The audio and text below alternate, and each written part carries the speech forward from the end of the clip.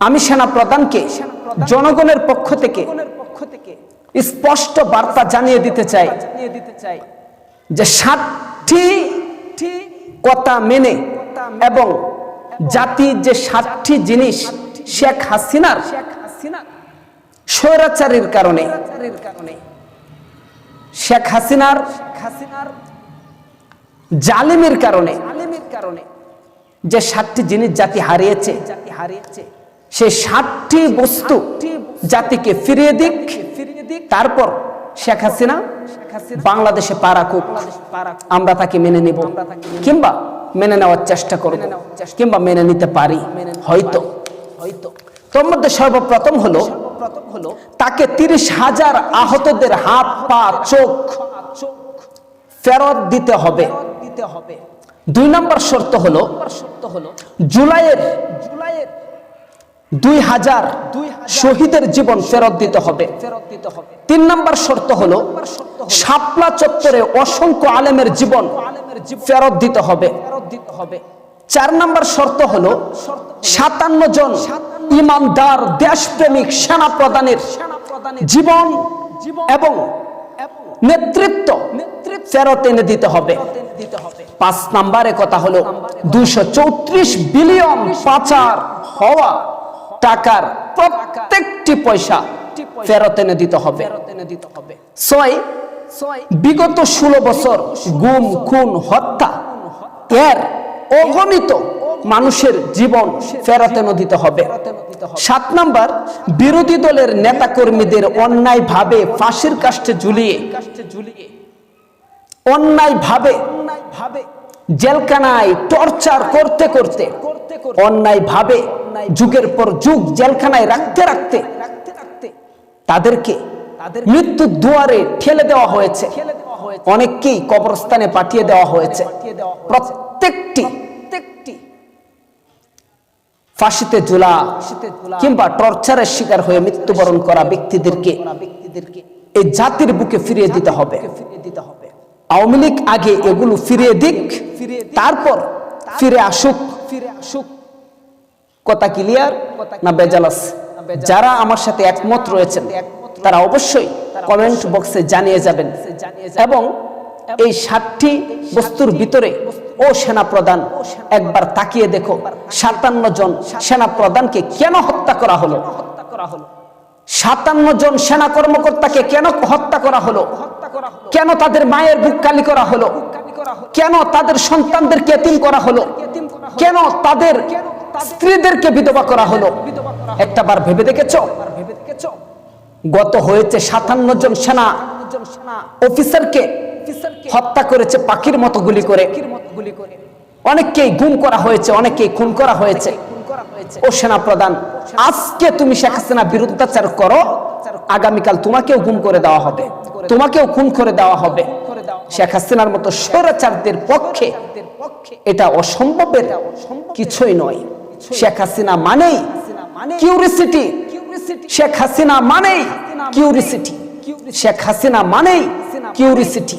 আমি বারবার এই কথাটা বলছি, শেখ হাসিনা মানেই কিউরিসিটি। শেখ হাসিনাকে কেউ খুব ভালো মনে করবেন না। ওর উপরে যেটা দেখেন এটা হলো ওর মুখোশ, ভিতরে হলো জানোয়ারের চেয়েও নিকৃষ্টতম একটি ফেসবুকের তার। সেটা যারা দেখেছে তারাই বলতে পারবে, যারা দেখে নাই তারা কখনো বলতে পারবে না। দেখেছে কারা? কারাগারে ছিল অন্যায়ভাবে যারা, দেখেছে কারা? আয়নাগরের ভিতরে বছরের পর বছর আবদ্ধ ছিল যারা, আয়নাগরের ভিতরে যুগের পর যুগ টর্চার করেছে যে সমস্ত ভাইদেরকে, তাদের কথা একবার শুনুন, তাহলে তো শেখ হাসিনা আসল চরিত্র বেরিয়ে আসে। সুতরাং শেখ হাসিনাকে এভাবে ছেড়ে দেওয়ার উপায় নাই। আগে তার বিচার হোক, তারপর তাকে রাজনীতির মাঠে নামতে আপনারা উৎসাহিত করিয়েন।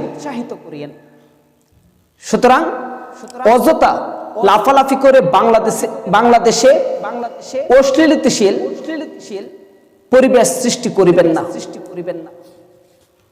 অশ্লীলতাশীল পরিবেশ সৃষ্টি করিবেন না বাংলাদেশে। বাংলাদেশ শান্ত শৃঙ্খলা বুঝিয়ে চলছে, আলহামদুলিল্লাহ, শুকরিয়া, সবাই সুখে শান্তিতে রয়েছে। এভাবেই বাংলাদেশের ক্ষতি কাটিয়ে ওঠার পরে বাংলাদেশটাকে অন্যান্য রাষ্ট্রের সাথে একটা রোল মডেল করার পরে অন্যান্য রাষ্ট্রের সমন্বয়ে বাংলাদেশকে রেবেলে আনার পরে অবশ্যই আবার নির্বাচন দেওয়া হবে। সেই নির্বাচনে দেখা যাবে কে পাস আর কে ফেল, কে জয়ী হয় আর কে পরাজয় হয়। আল্লাহ পাক রব্বুল আলামিন আমাদের প্রত্যেককে ন্যায়পরায়ণ ব্যক্তি এবং জালিম ব্যক্তি চিহ্নিত করার তৌফিক দান করুন। কিউরিসিটি সম্পর্কে আপনাদেরকে আজকে অবগত করব। দর্শক বুঝতে পারবেন কিউরিসিটি আপনারা কোন জায়গায় খুঁজে নেবেন। বাংলাদেশ সেনাপ্রধান আপনারা সকলেই জানেন তাকে সেনাপ্রধানের চেয়ারে বসিয়েছিলেন ফ্যাসিবাদী সরকার শেখ হাসিনা, স্বৈরাচার শেখ হাসিনা, খুনি কসাই শেখ হাসিনা। আর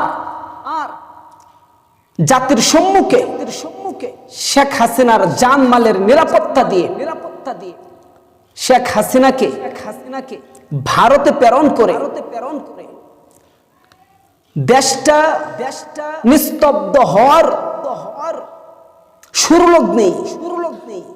বিভিন্ন দলকে বিভিন্ন ভাবে প্ররোচিত করছে শেখ হাসিনাকে দেশে আনার জন্য সর্বাঙ্গিক সহযোগিতা করার চেষ্টা করছে। এমনকি শেখ হাসিনাকে তারা দেশে নিয়ে আসতে চায়। রাজনীতির মাঠে আওয়ামী লীগকে সেনাপ্রধান নামাতে চায়। কি কারণে তারা লাভটা কি এখানে? স্বজন প্রীতির মাধ্যমে আওয়ামী লীগকে কি আবার ক্ষমতার মস্তদে দাঁড় করানো যাবে? কখনোই সম্ভব না। বাঙালি জাতি ট্রেনিং প্রাপ্ত 5 লক্ষ সেনার বিরুদ্ধে 5 কোটি সেনার বিরুদ্ধে 7 কোটি জনতা নিরস্ত্র ট্রেনিং প্রাপ্ত না, খেটে খাওয়া মানুষ বুকের তাজা রক্ত ঢেলে দিয়ে পাকিস্তানের স্বৈরাচারের বিরুদ্ধে যুদ্ধ করে পূর্ব বাংলা অর্থাৎ বাংলাদেশ নামক এই দেশটাকে স্বাধীন করেছে। আপনারা সবাই শিক্ষিত মানুষ, কোয়ালিফিকেশনের অভাব হয় না, আপনাদের অভাব নেই। আপনারা তো ইতিহাস বলে গেলে চলবে না। সুতরাং আপনারা যদি এটা ভেবে থাকেন যে সেনাবাহিনীর উপরে আর কেউ হতে পারে না,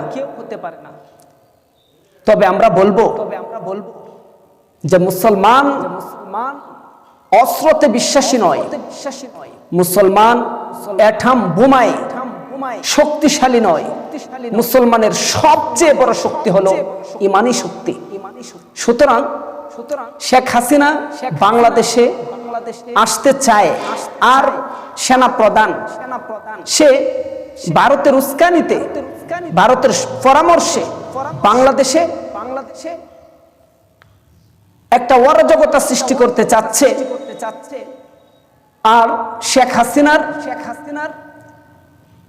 যে মনের আশা আকাঙ্ক্ষা বাংলাদেশে সেনা প্রদানের মাধ্যমে প্রচার করা হচ্ছে।